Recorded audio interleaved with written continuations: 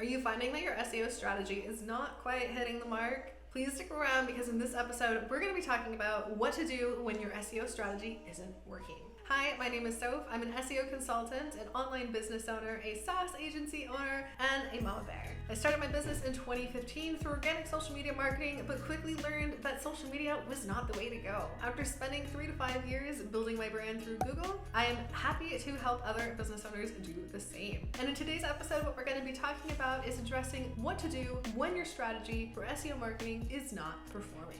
Let's dive in. So how do you know if your SEO strategy is not working? Here are a few key things that you can look out for to track to see if what you're doing is actually creating results or if it's just time and energy not fully optimized. The first thing that we want to look out for is how long have you actually been creating the content that you've been creating. My minimal metric before we can actually start to assess whether an SEO strategy is working or not is 3 months. So we want to see content being created and changes being made for at least 1 to 3 months before we can accurately track and measure whether or not a strategy is performing. The second thing that we're going to look at here is to see how is the domain authority adjusting and ideally increasing, as well as being able to track how your SEO score is performing and ideally increasing. What you should see is a steady increase in the domain authority and the SEO score every single month. Additionally, the other metric that we want to be tracking for is an increase in the number of backlinks that are coming to your site every single month,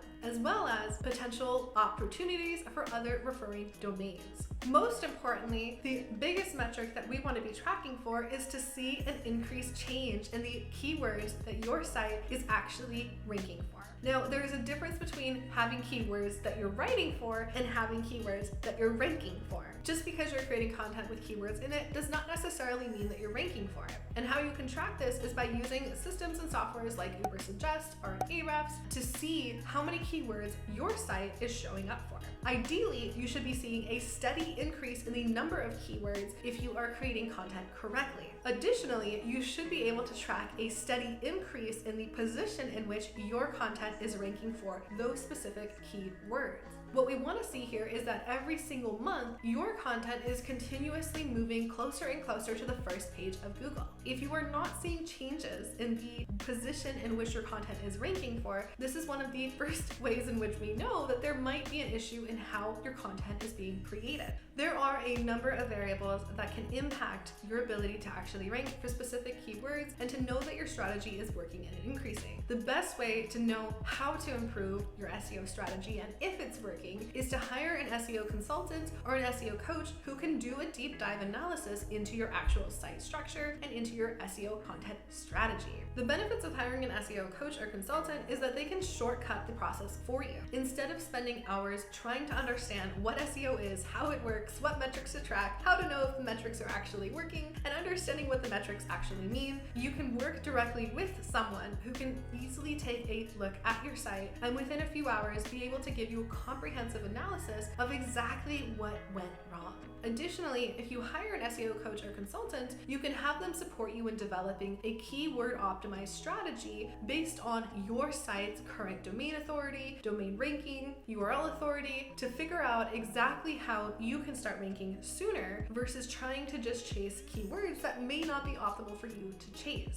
The other benefit of hiring an SEO coach is that you take the guesswork out of it. Instead of you trying to figure out whether or not you're doing things correctly, you can have somebody who can provide for you a bulletproof template and our structure and our outline for exactly what to do, how to do it, and how to know if it's working. One of the best ways an SEO coach can help revamp a failing SEO strategy is by pinpointing very quickly exactly what's wrong. Unlike social media, where very much at the time we're guessing and we're adjusting and we're testing, and we're constantly appeasing the algorithm, an SEO coach or consultant is able to actually take a full analysis of your site and of all of the data points on your site to see exactly where the opportunities for growth and change are. These can be simple things like on-page SEO, when we're looking at broken links, when we're looking at the way that title tags are used, metadata, alt text, URL descriptions, URL slugs, and easy ways that you can increase your domain ranking and your site performance by simply adjusting change the way that your site is structured and laid out. Additionally, an SEO coach or consultant can help revamp a failing SEO strategy by helping you understand exactly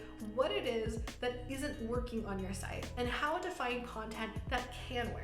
Ideally, an SEO coach or consultant will be able to give you a full strategy and a full overview of the content that you can be creating based on optimal keyword research that you want to be ranking for in your brand, along with a bullet point list of easy to target action items that you can start to implement today. If you want further support and understanding about how you can build your business beyond the feed, be sure to download our free guide here that will teach you the 3 phases to build your business beyond social media. And if you want to take it a step further, feel free to join us at our free upcoming workshop, Scaling Without Social Media, where we will spend 60 to 90 minutes diving deep into the fundamental components of what needs to happen to grow your business beyond the feed. We hope to see you there. Thank you so much for watching today's video. If you enjoyed this episode, please be sure to hit subscribe, and we hope to see you in future episodes.